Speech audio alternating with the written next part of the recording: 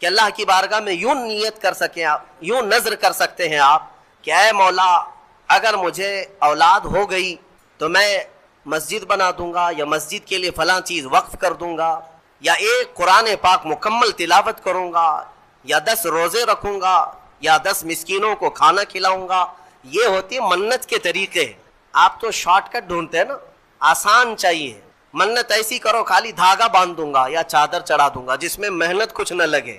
ارے نظر کا طریقہ یہ تھا کہ آپ روزہ رکھنے کی نیت کر لیتے کہ اگر میرا فلاں کام ہو گیا تو میں 10 روزے رکھوں گا، یا کم سے کم 3 روزے رکھوں گا، یا ایک قرآن پاک پڑھوں گا، یا 100 رکعت نماز ادا کروں گا۔ نظر کرنے کے طریقے۔ حضرت حنا نے جو نظر کیا، منت کیا، وہ کیا کہ اے اللہ اگر تو مجھے بیٹا دے گا تو میں وہ بیٹا بیت المقدس کے لیے وقف کر دوں گی۔ پہلی بات تو اولاد ہے نہیں، بڑھاپے میں جا کر اگر بیٹا ہو بھی گیا تو وہ تیری بارگاہ میں وقف کروں گی۔ یہ ہے نظر اور اللہ تعالیٰ سے محبت کا طریقہ۔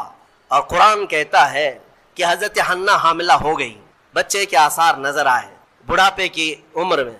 فلما وضعتھا، پھر جب بچے کی ولادت ہوئی تو بیٹا نہیں ہوا، بیٹی ہوئی۔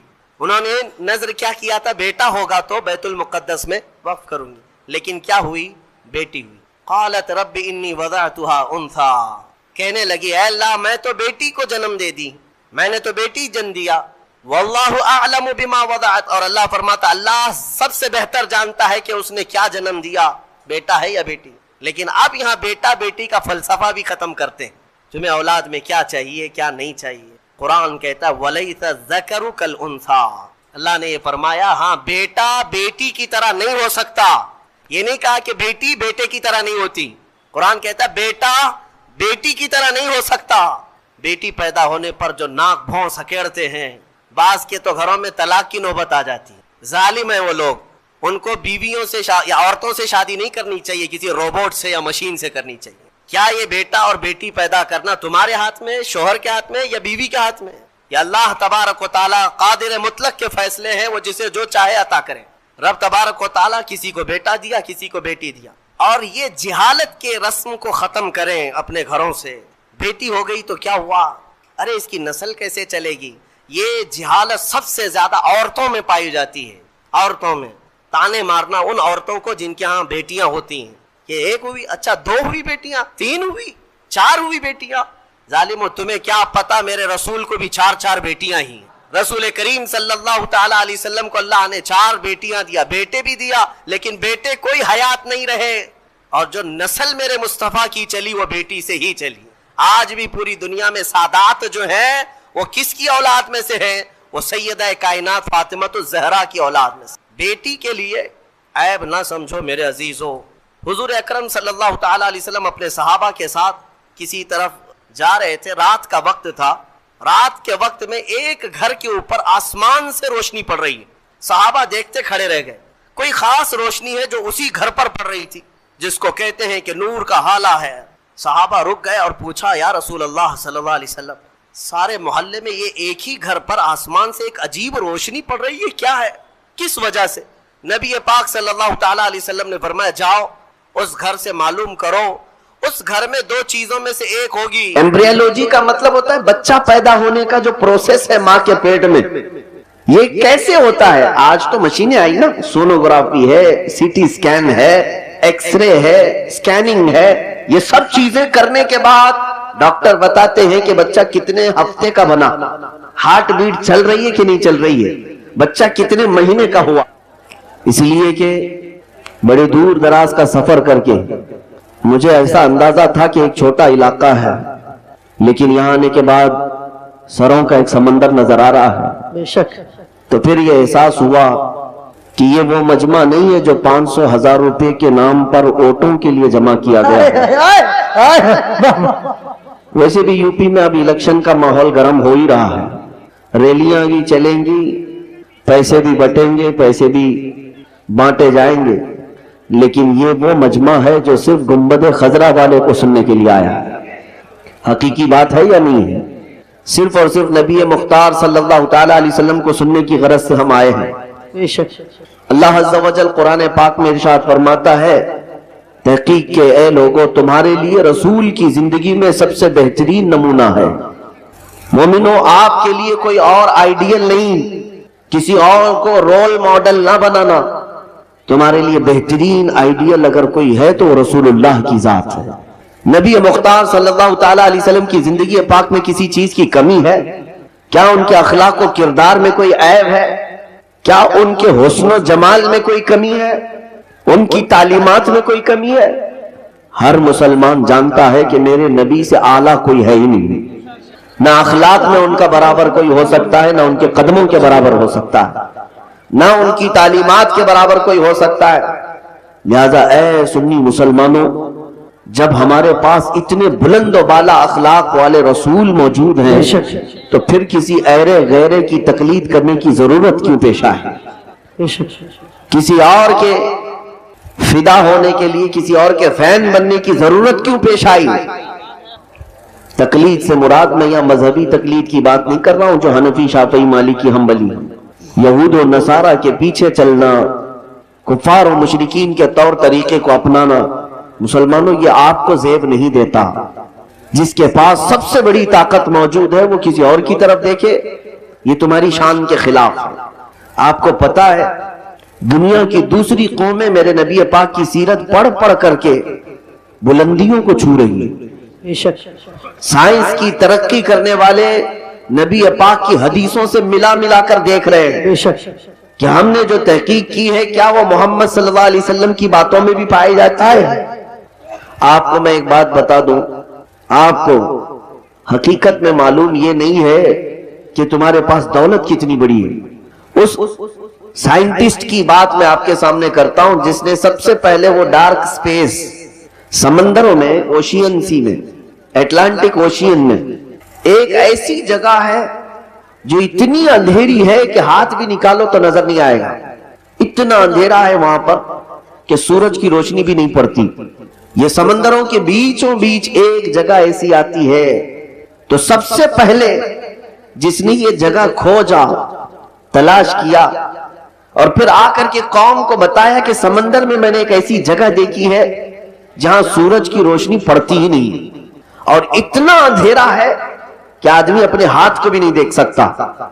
توجہ چاہتا ہوں، 18ویں صدی میں اس نے یہ انکشاف کیا، تحقیق کر کے معلوم کیا۔ اب جب اس نے آ کر کے یہاں یہ بات بتائی، ایک عالم دین نے قرآن کی آیت پڑھ کر سنائی۔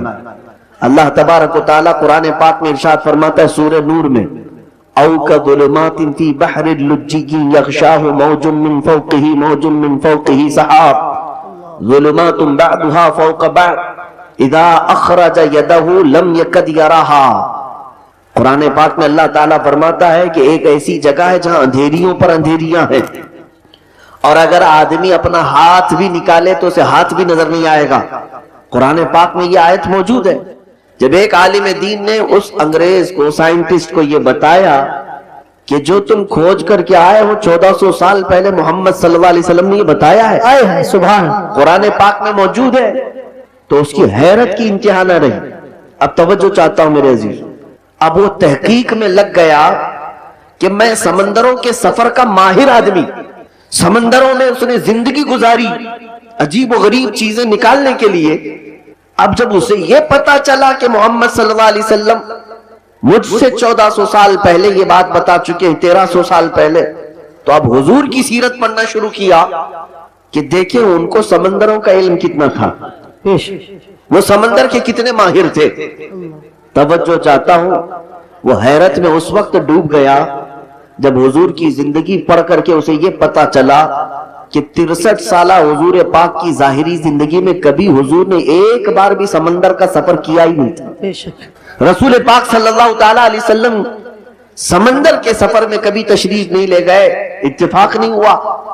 اب وہ شخص کہتا ہے جو کبھی سمندر کا سفر بھی نہیں کیا، وہ اٹلانٹک اوشین میں موجود کسی ڈارک سپیس کی خبر دیتا ہے، تو پھر یہ اپنی جانب سے نہیں دے رہا ہے بلکہ اسے اسی نے بتایا ہوگا جس نے سمندروں کو قائم کیا۔ نعرہ تکبیر، نعرہ رسالت، مسلک اعلی حضرت علماء اہل سنت مفتی سلمان ولی صاحب قبلہ۔ یہ بات میں نے کیوں عرض کی، مجھے بتاؤ۔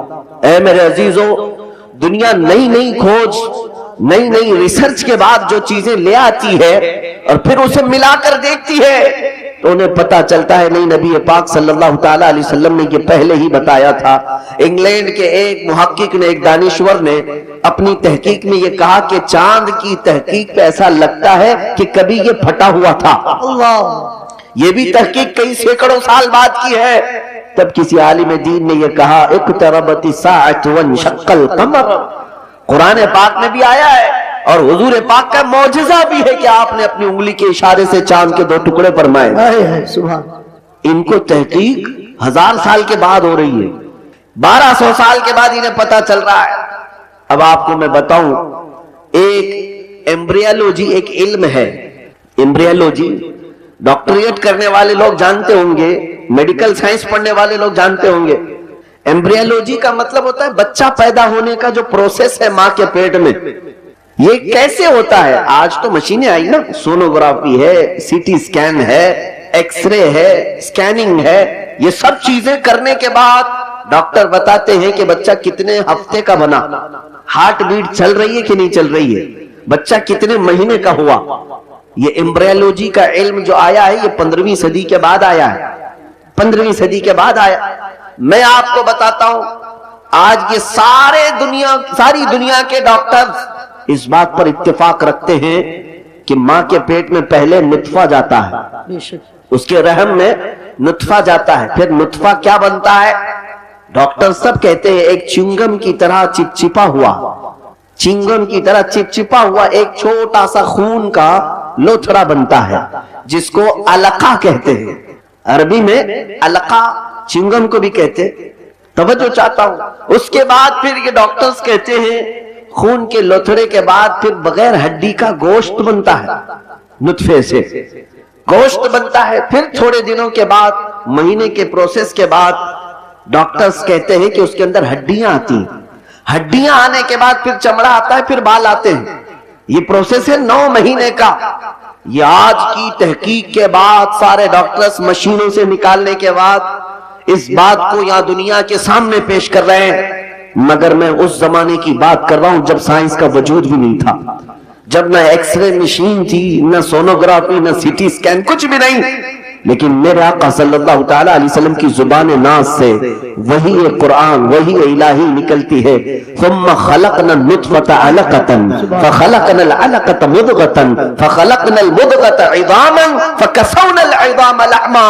اللہ فرماتا ہے ہم نے نطفے سے علقہ بنایا، چنگن کی طرح چپچپا، پھر علقے سے ہم نے مضغہ بنایا، مضغہ کہتے گوشت کے ٹکڑے کو، پھر اللہ تعالیٰ فرماتا ہے فَكَسَوْنَا الْعِظَامَ فَخَلَقْنَا الْمُضْغَةَ عِظَامًا، پھر ہم نے اس مضغے کے اندر ہڈیاں رکھی، گوشت کے اندر پھر ہڈیاں آئی، پھر اللہ فرماتا ہے فَكَسَوْنَا الْعِظَامَ لَحْمًا، پھر ہم نے ہڈیوں پر چمڑیاں ڈالی، ثم انشأناه خلقا آخر فتبارک اللہ احسن الخالقین۔ میرے عزیزو، بایولوجی پڑھنے والے اسٹوڈنٹس اگر ہیں، سائنس پڑھنے والے طلبہ ہیں تو جا کر پھر سے ایک بار چیک کر لینا، اور قرآن کی آیت جو میں نے تلاوت کی سورہ مومنون کی پھر سے پڑھ لینا، تمہیں پتا چلے گا کہ ایمبریولوجی کا پورا علم رسول اللہ صلی اللہ تعالیٰ علیہ وسلم کی زبان سے اللہ نے قرآن پاک میں بیان فرمایا۔ بے شک سبحان اللہ۔ اے مسلمانوں، میں کون سی باتوں کا ذکر کروں، کتنی تحقیقات کی بات کروں۔ زولوجی ایک علم ہے،